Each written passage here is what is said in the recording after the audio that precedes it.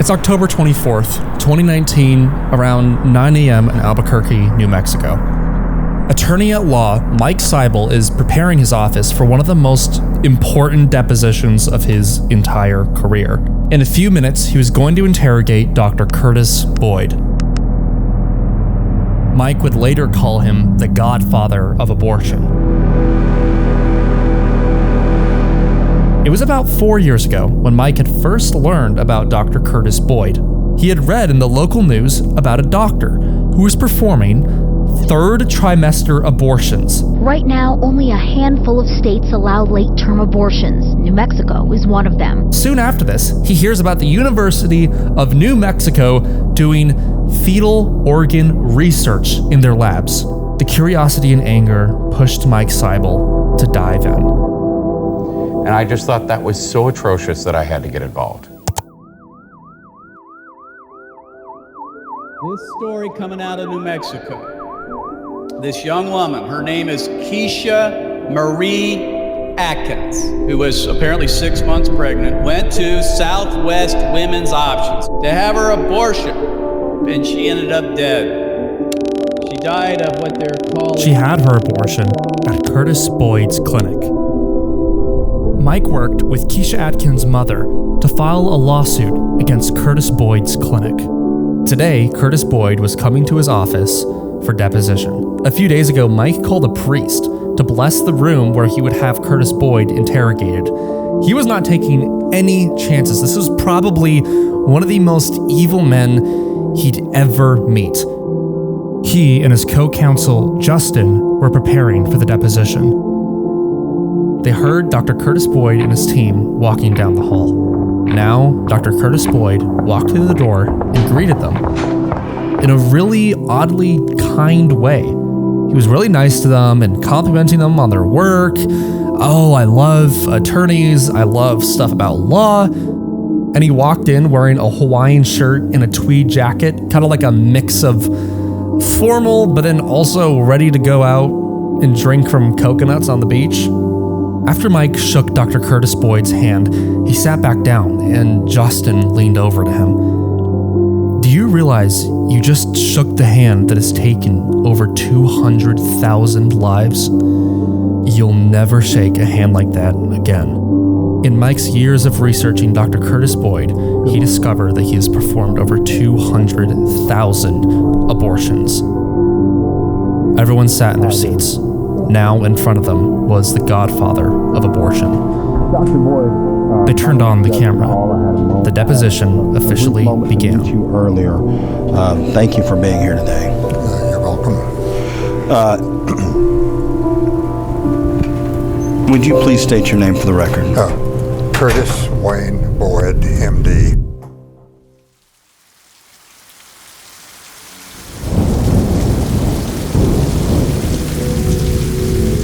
On a cold winter evening in the 1940s, in the sticks of Texas, Curtis would eavesdrop on his grandma's conversations with the local town ladies through a cracked door. He would listen to his grandma, who everyone called Mama Boyd, talk with the local ladies about woman things. It was gross to him, if anything.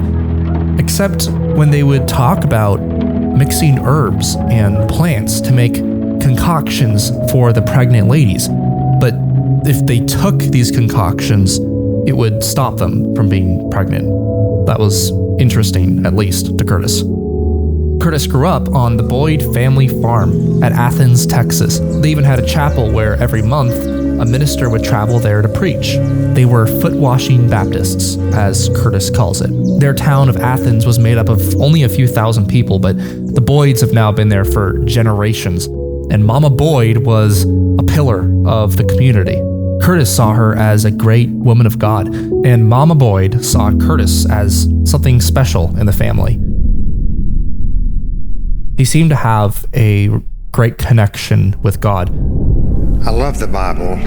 It was God's truth revealed.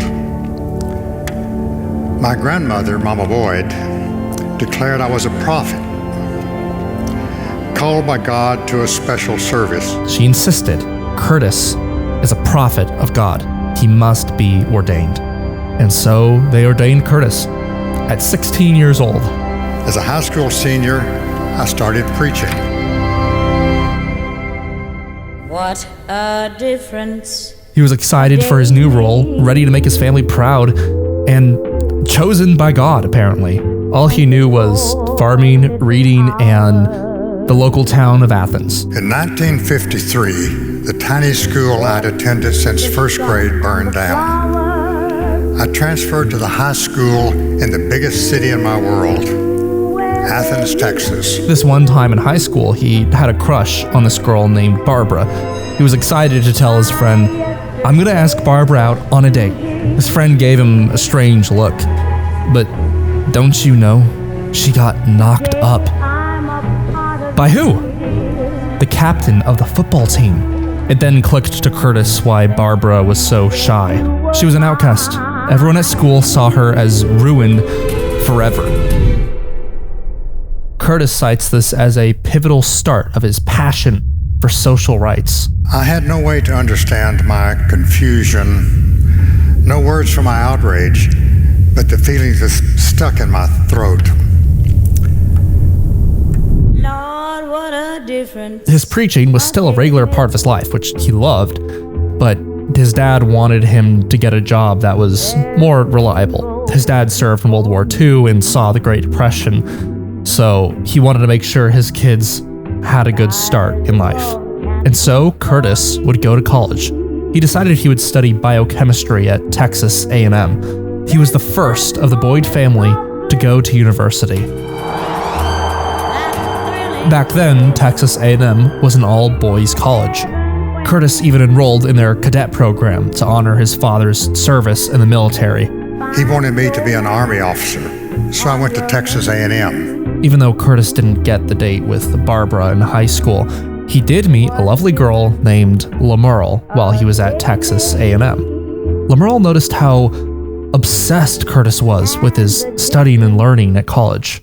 He had to get perfect scores. This one time, Curtis wrote a letter to Lamerle about how he flunked a test because he kept thinking about her. When she talked to his brother about it, he laughed and said, "He got a 95. He didn't flunk anything. He just thinks that getting a 95 is too low." There's a place where lovers Curtis and Lamerle would soon get married. Lamerle was very supportive of Curtis's work and endeavors. With her support and his hard work, it paid off. After 2 years at Texas A&M studying biochemistry, he transferred to UT Southwestern. UT Southwestern was one of the most prestigious medical schools in the whole country, and it still is. Curtis and his new bride, Lamerle, would move to Dallas, Texas, with faith that they're going to build an incredible life together. Even though Dallas was only a little over an hour away from his hometown of Athens, Curtis was now in an entirely different world than what he grew up in. People in Dallas were talking about the civil rights movement. No wave of racism can stop us. They were talking about feminism, a woman's right in the workforce, her right to equal pay, her right to contraceptives, her right to abortion. It was so new to Curtis, but it was refreshing. Curtis and Lamerle were looking for a church to attend now that they lived in Dallas. And they did find one. The First Unitarian Church of Dallas. Church had always given my life meaning and purpose, so once in Dallas, I joined the Unitarian Universalist, whose commitment to social justice matched my own. Curtis was blown away by this church. Not only did they just keep up with what was going on in the country with all the social rights of civil rights and feminism, but they were ahead of their time. They were pushing for liberalism. It really made him question the teaching of the foot-washing Baptists back home at Athens. At UT Southwestern, Curtis would meet his best friend, Ben. Ben was a classmate who shared Curtis's obsession for learning and working and finding out everything they could about medicine and health. Ben was also a man of God, but more like what Curtis grew up with. At this point, Curtis was now, as he describes, finding a new brand of faith, but he kept it mostly to himself. In fact, Curtis and Ben would go door to door selling Bibles to help pay for their school tuition. Curtis and Ben were determined to work hard, get good grades, and finish school so they can go back out and serve their people. And now, again, Curtis would be expecting another person in his life. Lemuel was expecting a baby. She was pregnant. This was exciting, but it was too early. Curtis had at least another year to go of school to finish. He had bills to pay. They didn't plan for this. Curtis started asking around. He wondered if anybody could fix this. He wanted kids, and so did Lemuel, but just not now. He had work to do. He had bills to pay. He needed, as he had heard of, an abortion. He looked around, but he could find no one. I mean, abortion was highly illegal in Texas in the late 50s. If he could find someone, it would be probably one of those infamous back alley abortions. So, a few months later, Lemuel gave birth to their son. But this couldn't happen again. Curtis prescribed Lemuel the, at the time, infamous pill, the birth control pill. It was highly controversial, and in most states, especially Texas, there were many restrictions on it. And who knows what everyone back home in Athens would think of Curtis for giving his own wife birth control pills. Curtis decided it'd be best to keep that on the down low. After years of hard work of studying, Curtis and Ben graduated UT Southwestern. They were both at the top of their class. Curtis remembers a moment from the Peanuts comic strip. It's Linus sitting on the sidewalk talking to Charlie Brown, talking about his dream of when he gets older, he's going to become a humble little country doctor. Curtis remembered that specific comic strip, and that's what he wanted. Curtis decided he would go back home to Athens. When I finished medical school, I returned to Athens to serve the community that had nurtured and revered me as their doctor. He wanted to be the humble little country doctor. He and Ben agreed they would become business partners. They opened their own clinic back home in Athens, Texas. It was everything Curtis dreamed of. He had a wife and a son, and now he was serving everybody that raised him when he was a little boy. I loved family medicine, from delivering babies to caring for the elders. It was the American dream, the dream come true.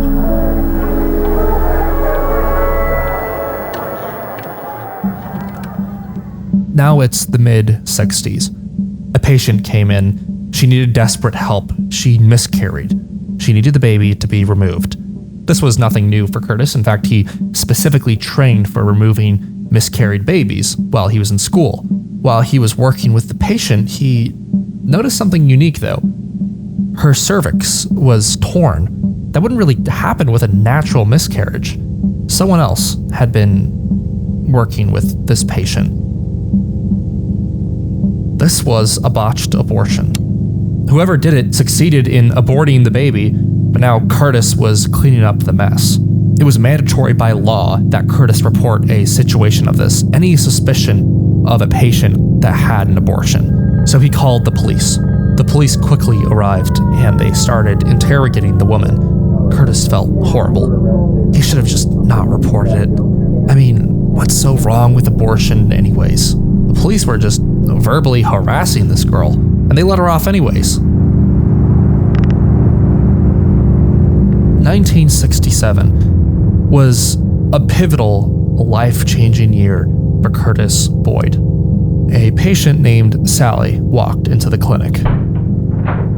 She insisted Curtis must perform an 8-week abortion on her. There was no way he's going to perform an abortion on this girl. It was highly illegal. His reputation would be at risk, and he could go to prison. He told the girl, "I cannot perform an abortion on you."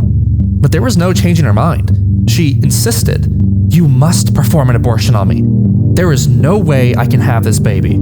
She looked like a mess, and maybe around 17 years old. She reminded Curtis of his crush, Barbara, from high school. He had run into Barbara only a few months ago, and Her life was in shambles. Her getting knocked up in high school sent her down a horrible path. Maybe he could save Sally from what Barbara went through. If she doesn't have this baby, it could save her reputation, if no one knows in the first place, of course. And again, he didn't think that abortion was wrong, but there was a lot at stake here. This girl, Sally, would not leave. She told Curtis, "You have to perform the abortion. I don't have any other option." So Curtis decided he would at least examine her.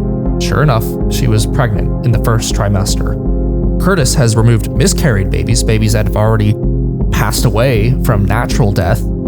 And for a first trimester baby, one that was so small, he could use the tools that he uses to remove a miscarried baby to remove a live baby from the womb. He thought long and hard, and he agreed. He would give Sally an abortion. Sally would get her appointment. She lay down on the operation bed. Curtis used his metal dilators to expand her cervix, like he had done so many times with miscarried babies or other operations needed on a mother's womb. With his little metal tools, he went in there and pulled out the baby. Of course, as he pulled the baby out, it died quite quickly. It was quick, it was swift. He could hold the baby in the palm of his hand. It was so small. This baby had just been alive a few minutes ago in this teen girl's womb, and now it was dead. This was the first of over 200,000 abortions Curtis would later perform.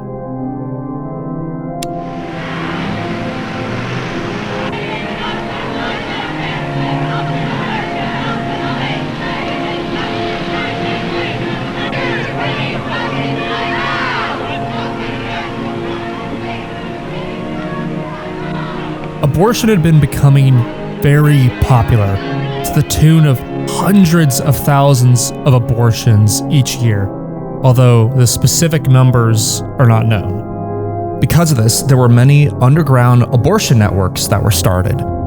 One of them being the infamous Clergy Consultation Service, also known as the CCS.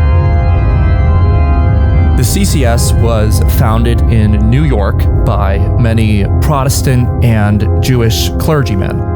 The network grew so much that it expanded out of New York across the entire country. At its peak, there were over 3,000 members. These 3,000 people were various synagogue and church leaders who would connect their female congregants at their churches and synagogues to abortionists.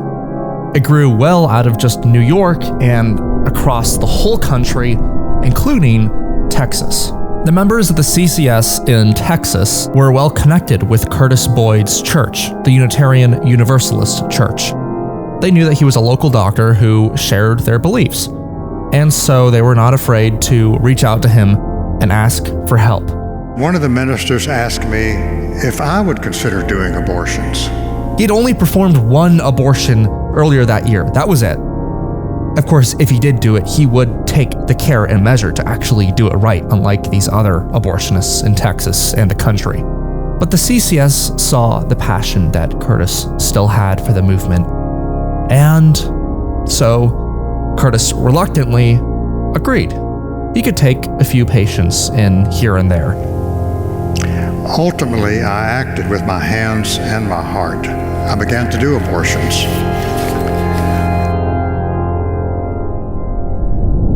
Right away, he was already receiving 1 to 2 patients every day for first trimester abortions. The flow of patients that the CCS were sending Curtis was constant, and he would never deny them, and so he kept receiving more and more patients. It went from 3 patients a day to 5, to 7, to 8 a day, to a dozen a day. In a matter of a few months, he was seeing anywhere from 20 to 30 patients a day for abortions. But he got really fast at it. He was was performing each procedure in under 15 minutes flat. It paid pretty dang well, too.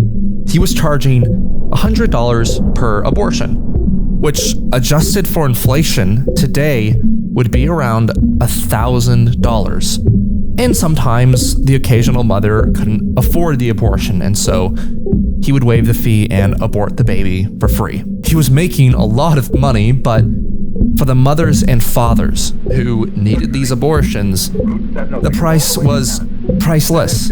I mean, $1,000 to never have to take responsibility for your baby ever again is a pretty sweet deal. Finally, my work had the larger meaning I'd sought. My religious ideals became immediate and personal. Women told me their stories, thanked me for saving their lives. My commitment grew deeper. Curtis one day came into his office. He saw a note on his desk. Dear Curtis, I must end our partnership per the terms of our legal agreement. Sincerely, Ben. I drove to Dallas, found a medical office with a for rent sign, and rented it that same day. Over the next several years, Curtis was perfecting his craft, performing hundreds of abortions each year, and he was seeing the wives and girlfriends of police officers, judges, politicians, many local, powerful people. He was becoming quite well known as the guy for abortion in all of Texas, but Curtis worried maybe he was becoming a little too popular. Dallas was also the home of District Attorney Henry Wade. The landmark legal case, Roe versus Wade, was on appeal to the Supreme Court. If word and proof got to Henry Wade about what Curtis was doing, it would be over for Curtis. Curtis knew this was getting a little too big to last, and Texas still had very conservative abortion laws. He would have to leave the state. His whole family, business, life, culture, he had his eyes on Santa Fe, New Mexico. They had just passed a law to allow abortion for minor exceptions, but that was enough. Curtis could work with that. In a matter of just a few days, Curtis packed up, uprooted his whole family, and moved to Santa Fe.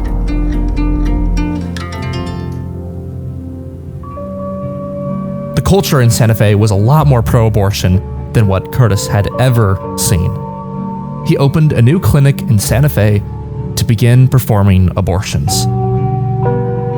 But his wife, Lamerle, she was uncomfortable with the amount of time Curtis was spending on the business. He would come home late all the time.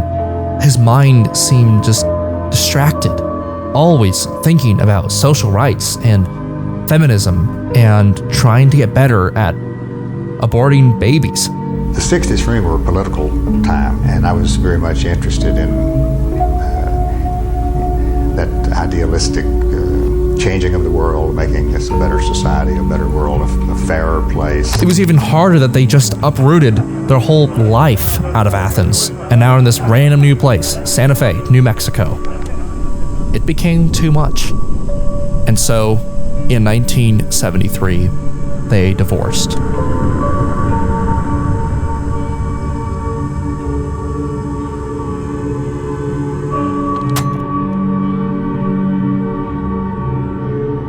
January 22nd, 1973, the same month of his divorce, actually, Curtis was sitting in his office in Santa Fe. He was listening to the radio with one of his staff, awaiting to hear what the Supreme Court decision was going to be of the case of Roe versus Wade. In a landmark ruling, the Supreme Court today legalized abortions. The majority in cases from Texas and Georgia said that the decision to end a pregnancy during the first 3 months belongs to the woman and her doctor, not the government. Thus, the anti-abortion laws of 46 states were rendered unconstitutional. This was incredible news for Curtis. In effect, the court makes abortion subject only to the decision of the pregnant woman's doctor. It ruled that states may make no laws restricting a doctor's right. With shock and delight, I cried, "Great God Almighty, it was over." The next day, the clergy called. Would I come back to Dallas? The clergy arranged a bank loan to open the first legal abortion clinic in Texas. I bought a building, furnished and equipped it, and hired a staff of young feminists. Within 30 days, we were performing abortions. Business was booming. Hundreds, thousands of women were ready to have their babies aborted. He even started training some of his staff members who had no previous medical experience to perform abortions. If he could learn illegally on his own, then surely a staff member could learn through just a little bit of training.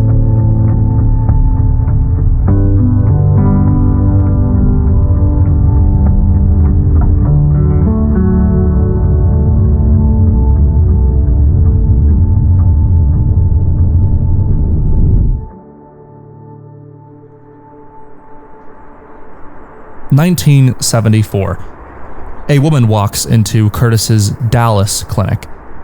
She wasn't a patient, though. She was looking for work. Her name was Glenna. Glenna had previously worked at a halfway house, specifically with schizophrenic patients. The halfway house allowed a lot of liberty for these female schizophrenic patients, enough that they were sexually active, to say the least. Many got pregnant, and Glenna decided she would help them when they had this little problem. She arranged a flight for one of the patients to fly to Los Angeles to get an abortion out of state. She'd always been an avid supporter of abortion and came along with being a raging feminist. Frankly, she wasn't a fan of men. She was married, but it was more of like a societal badge that she was married. Her husband didn't think the same way she did. He was old-fashioned. Sometimes she honestly despised him. Her resume was impressive enough, and one of Curtis's staff members agreed to hire her. Curtis wasn't even there. He was out in Santa Fe, but would fly in occasionally to overlook the office and do business. But the time would come for Glenna to meet Curtis.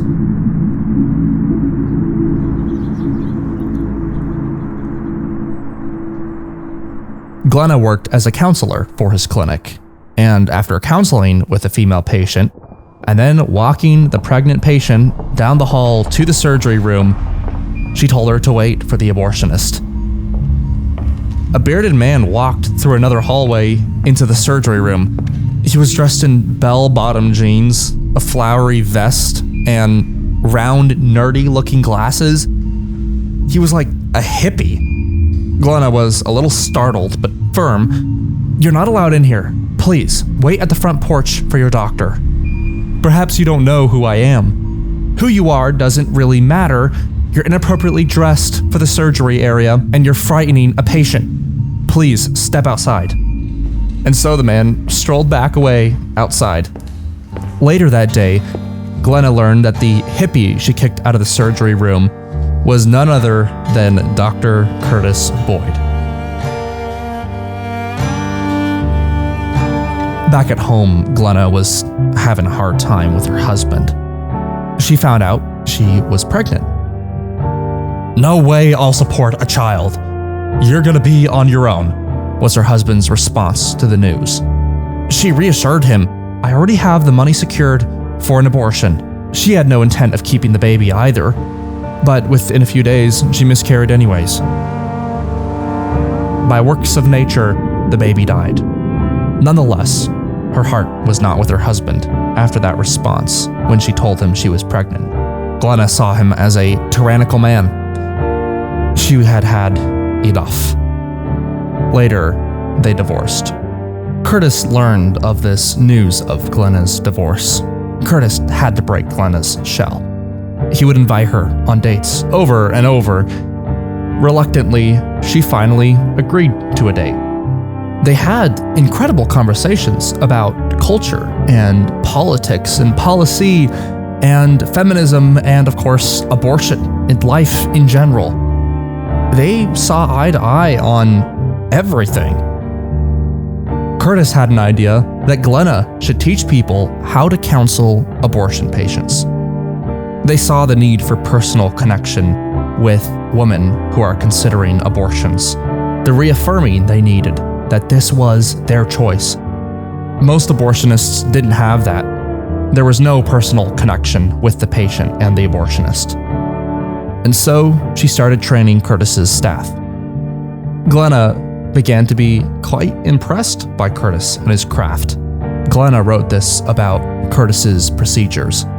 He worked so quickly that the procedure was often over before the patient realized he'd begun. His interaction with the patient was personalized yet silent, almost ghost-like. His hands and instruments made no sounds or unnecessary contact with the patient's body. I referred to the whole phenomenon as Dr. Boyd's no-touch abortion. Curtis invited Glenna to go out house hunting with him in Santa Fe. After window shopping homes, Glenna and Curtis found a house near the Truchas Peaks in New Mexico. It was a rustic, old, broken-down house in a massive meadow, but they decided this is what they would love to call home. So they bought the property. They restored the old house, and then in 1977, they got married in the meadow next to their house.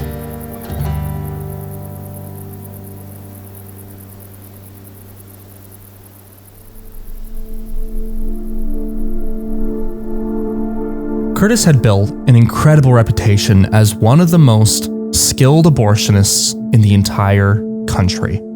He made strong connections through his many years at the CCS, so that in 1977, he became a founding board member of the National Abortion Federation, also known as the NAF. The NAF is a massive organization linked with hundreds of clinics across the US. Over the decades since its founding, it's become one of the most powerful pro-abortion organizations in the country. Curtis and Glenna would attend all the NAF dinner parties and conferences and award ceremonies. There, he would meet a lot of newbie abortionists wanting to expand their skill set. These abortionists would always approach Curtis as a pioneer of the abortion movement, asking him for advice and help on how to improve their skill set in abortion. One of these doctors was Dr. George Tiller. George seemed to share the same unique brand of faith that Curtis had grown.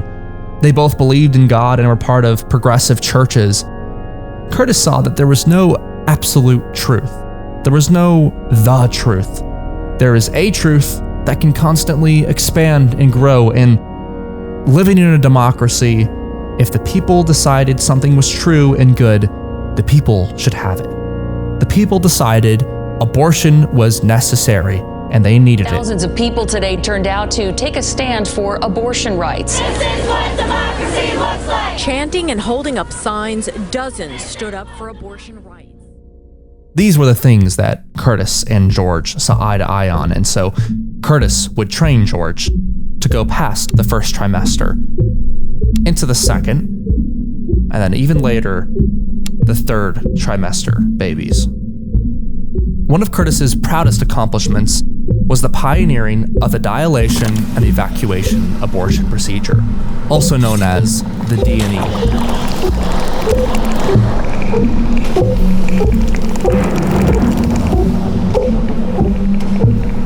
He purchased a very expensive medical vacuum machine from the University of San Francisco and was one of the first to use it in his abortion procedures.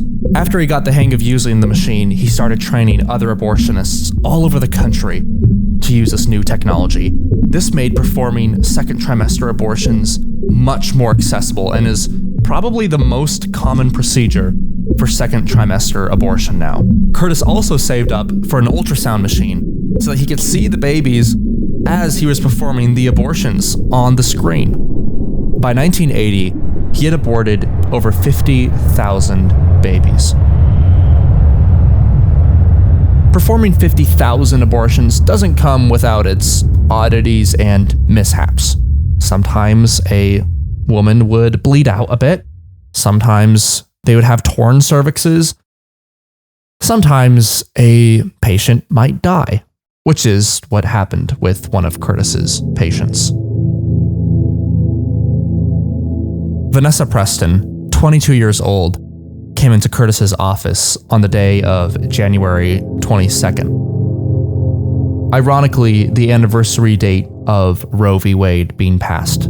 Vanessa was 16 weeks pregnant in the second trimester. Her husband was an assistant pastor of a church, and she worked with the youth at the church. She had a college education, and they were both working hard and already had a baby. They couldn't handle another baby. They needed this new second baby to be aborted. It was not the right time. January 22nd was the second day of her abortion procedure. Yesterday, Curtis had inserted laminaria seaweed into her cervix to dilate the cervix. Now she was coming in to have her baby vacuumed out. Vanessa lay down on the operation table, and Curtis's staff gave her some painkillers to ease the process. Curtis gently touched her knee. "I'm here now. Just continue to relax." Curtis removed the laminaria seaweed and then inserted metal dilators into her cervix to hold it open. With his tools, he then began the evacuation process. Vanessa suddenly stiffened and then jerked. She entered cardiac arrest. They called 911 and then began CPR on Vanessa, which worked. She began breathing again. For a few minutes. She then went back into cardiac arrest. Then the ambulance arrived. The paramedics quickly carried her away to the hospital. There, they gave her 24 units of blood, or 3 gallons of blood. That day, Vanessa Preston died. But what happened? During the abortion procedure, Curtis had left punctures around her cervix, which seemed to cause amniotic fluid to pour into her bloodstream. It was so much so and so fast that it stopped her blood from clotting the right way, which pretty much caused a system overload on her body.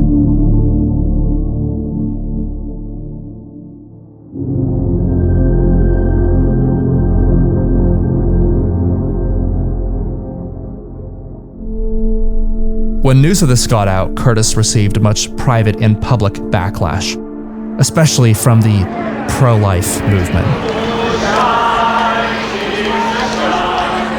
These pro-lifers would come by Curtis's office every day, picketing at his fence and trying to stop women from going in to get an abortion. We forgive those who trespass against us, and lead us not into temptation. The pro-life movement was growing quite a lot.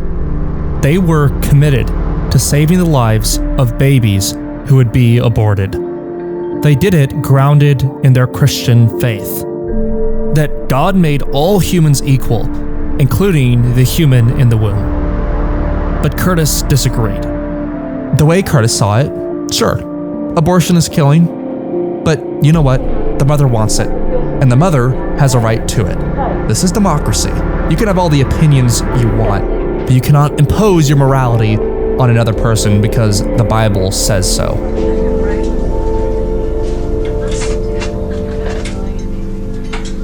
This ideology, of course, for Curtis, applied to children and teenagers. Curtis had a 14-year-old patient come in. Curtis inserted laminaria into her cervix and then sent her home to wait. Later that day, he received a call from her mother. The 14-year-old girl was in immense pain, so they proceeded the abortion early. This is what Glenna wrote about that experience. He had the sad gaze I often saw when he performed a second trimester abortion, and his gentleness with the fetus seemed almost loving to my eyes. The baby had been warm, still the girl's body temperature, and it was so small that it nested in the palm of my hand.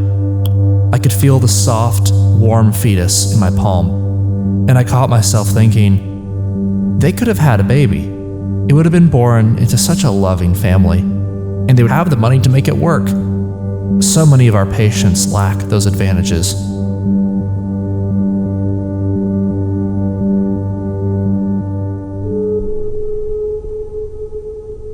Curtis and Glenna were invited to a retreat, sponsored by major pro-choice organizations, as they call it. The main theme of the event: how do they solve the problem of not having enough abortionists to keep up with the demand for abortions?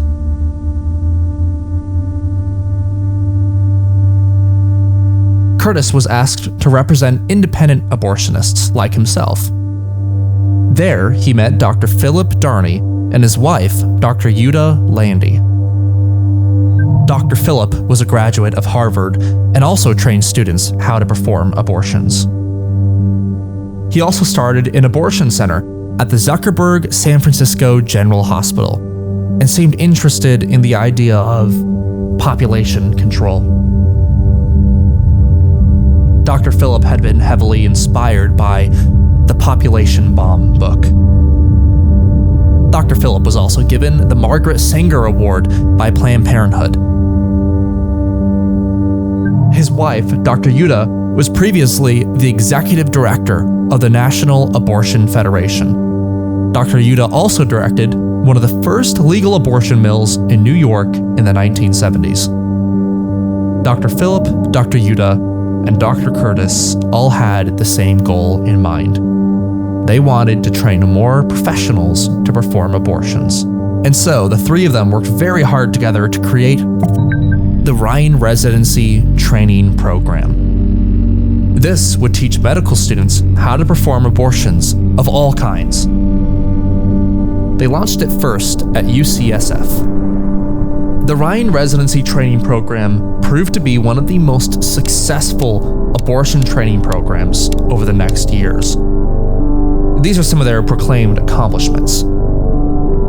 Since 1999, the Ryan program has supported more than 100 OBGYN residencies, and in these programs, over 7,000 residents have been trained to perform abortion care. After graduation, 4 in 10 provide routine abortion care for their patients. A live-action news report shows that the parent company of the Ryan training program, Bixby of the University of San Francisco, received $22 million tax dollars in just the year of 2014. The pro-life movement brings a lot of attention to the big institutions like Planned Parenthood for being a big cause of abortion. But no one really seems to talk about the Ryan program. They're literally training thousands of professionals to go out and perform abortion procedures. Curtis was one of the main architects of the Ryan Residency Training Program.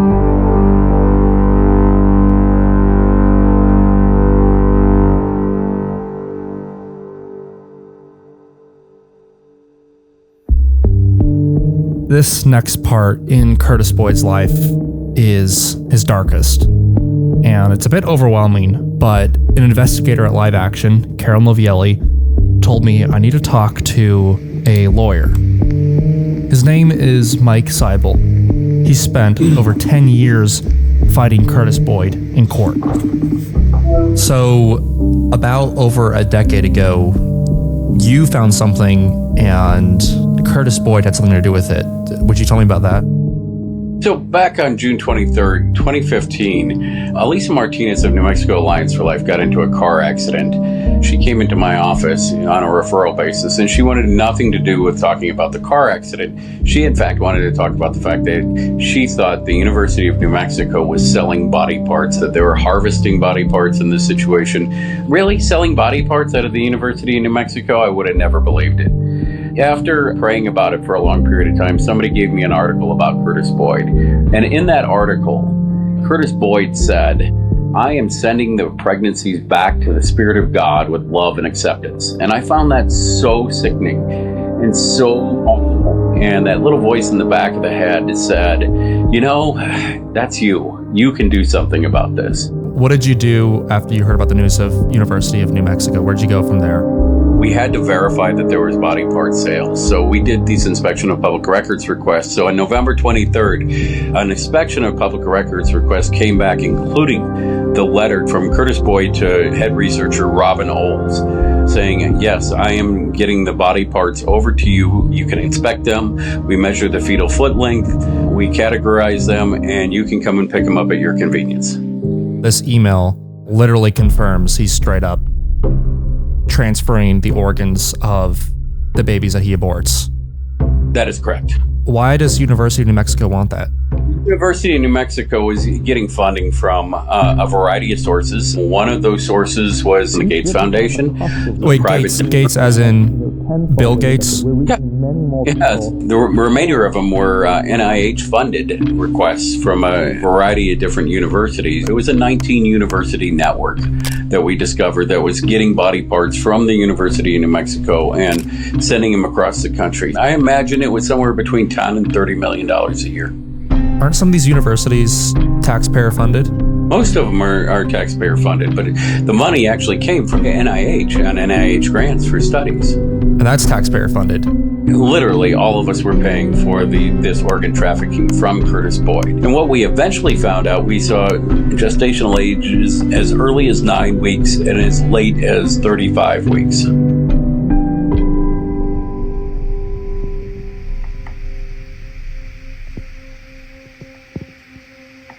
I'm going to show you some photos that brought me to tears when I first saw them. They're organs from the aborted babies that Curtis Boyd sent to the lab. These babies were as old as 18 weeks.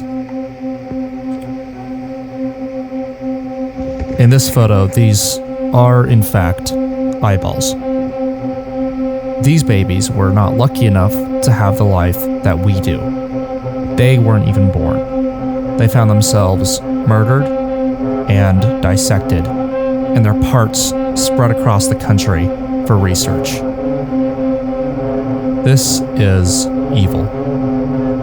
But this is what happens when evil festers, like with Curtis Boyd. I hate this. God hates this.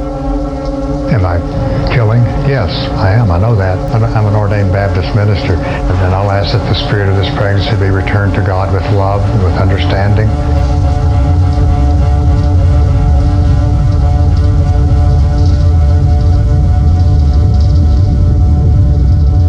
You have to go to the bathroom. Can I please ask you to say what you said before regarding the workshop with UNM fetal remains with high school students? I'm sorry, Richard. Yes, we had a faculty member who, in fact, and I'm recording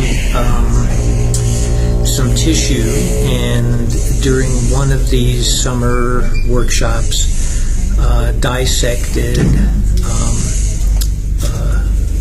I think 1 or 2 fetal brains. Is that from Dr. Boyd's? Oh, I'm not sure exactly where it did. Paul Roth was the chancellor of the University of New Mexico, was quite embarrassed by the scandal, and he decided he had to get rid of Curtis Boyd in order to maintain the integrity of the University of New Mexico.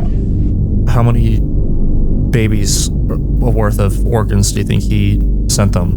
100 to 200 a year, so probably about 4,000. Oh my gosh. It's just horrid. They were custom ordering body parts from Curtis Boyd for a 21 to 28 week old baby.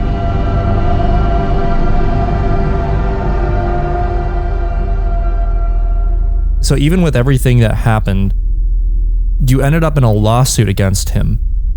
Well, I told people here in Albuquerque, he's going to injure somebody. August of 2017, Troy Newman exposed a case that they pulled the autopsy for a lady by the name of Keisha Marie Atkins. Marie Atkins, who was apparently 6 months pregnant, went to Southwest Women's Options to have her abortion, and she ended up dead. I started to meet with the family, and I got involved in the case and found out this gigantic fight was going on about the cause of death of Keisha Atkins. The ME was saying, well, it was natural causes, and the doctors at the University of New Mexico saying this was a septic abortion. It's clearly a septic abortion, and we need to list it as such. So I sued them for negligent referring to an incompetent doctor that they knew was incompetent and violating the standard of care. There is an excellent deposition clip that says, how late will you do late-term abortions? And Curtis says, there is no such limit. So he would have done them to the date of birth. I don't want to say no to someone who's in a desperate situation. So we have said, can we be of help to you or not? Maybe we can, maybe we can't.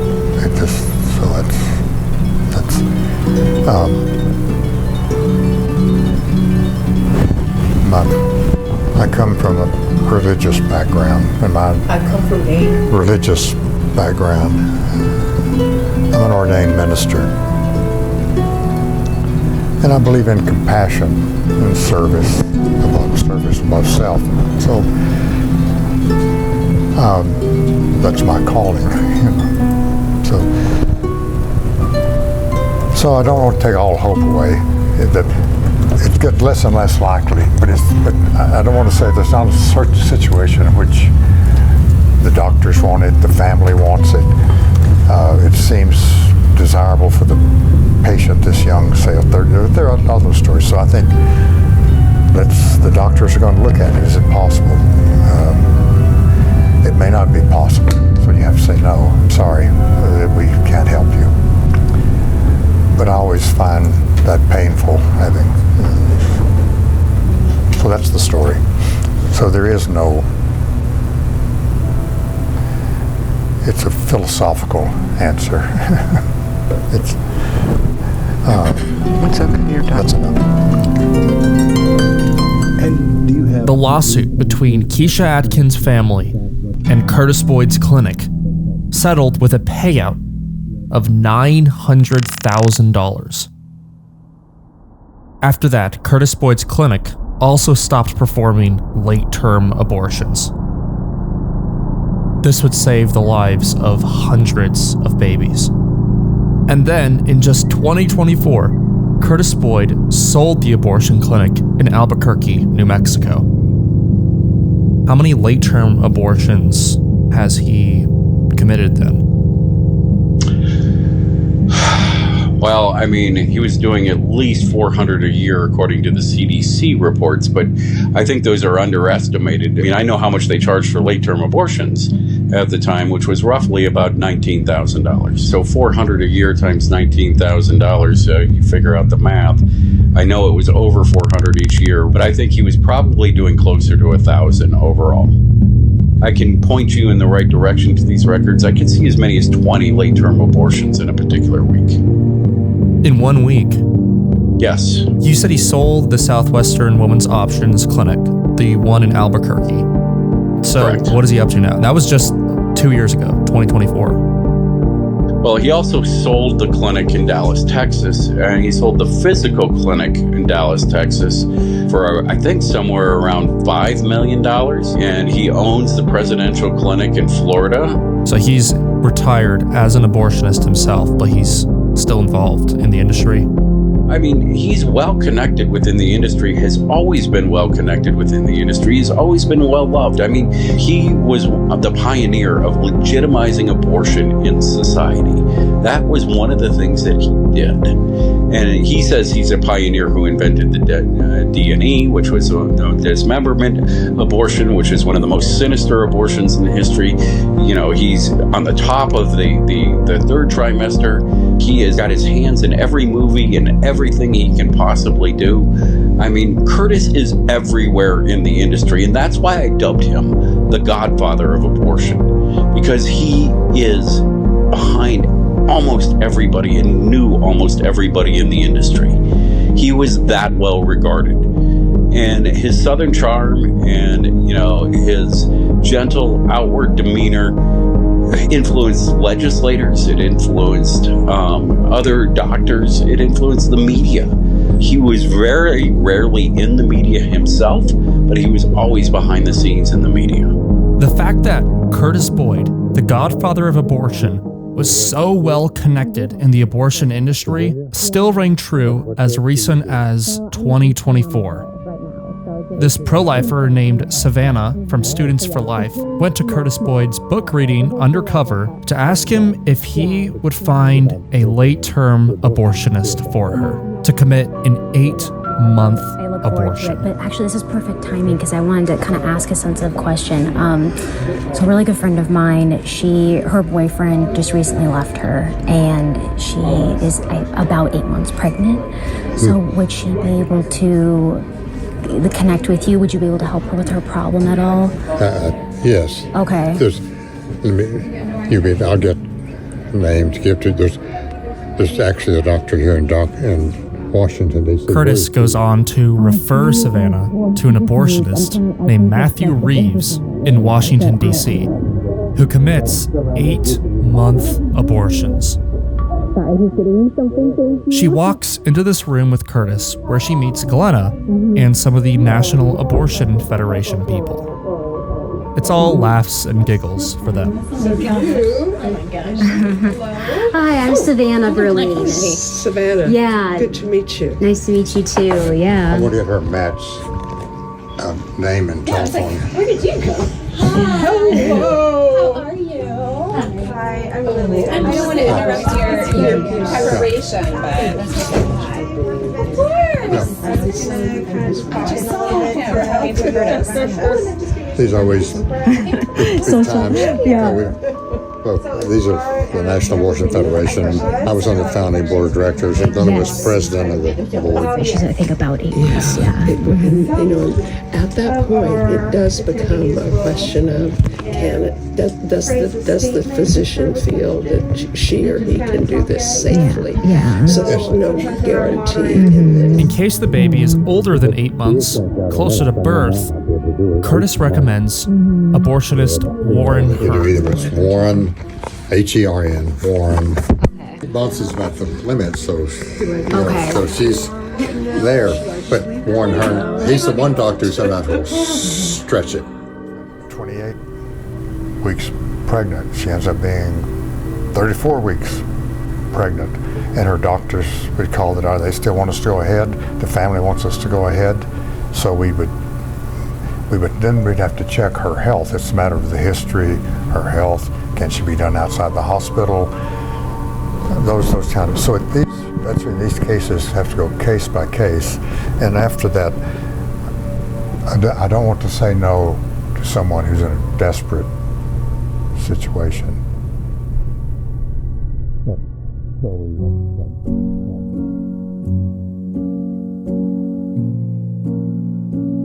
Why are you doing this? God called me and put me in that spot at that particular time. What can I do? Say no? I have to say yes. I got to fight the biggest killer in the history of the United States and put him out of business in Albuquerque, New Mexico. What an opportunity. What a legacy you can have. Even if nobody ever found out what I did, I can stand before God and say, God, you asked me to take on the worst killer in the history of the United States.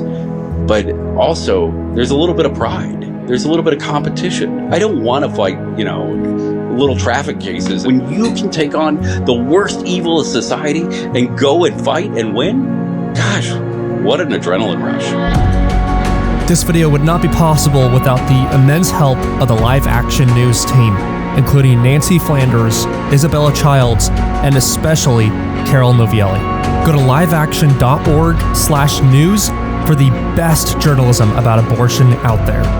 And also, a huge thank you to attorney Mike Seibel and his co-counsel, Justin Hall. They have sacrificed over a decade of their life to get much of this information released to the public. Please check out their ministry at abortioninjury.com. And please make sure to like and subscribe.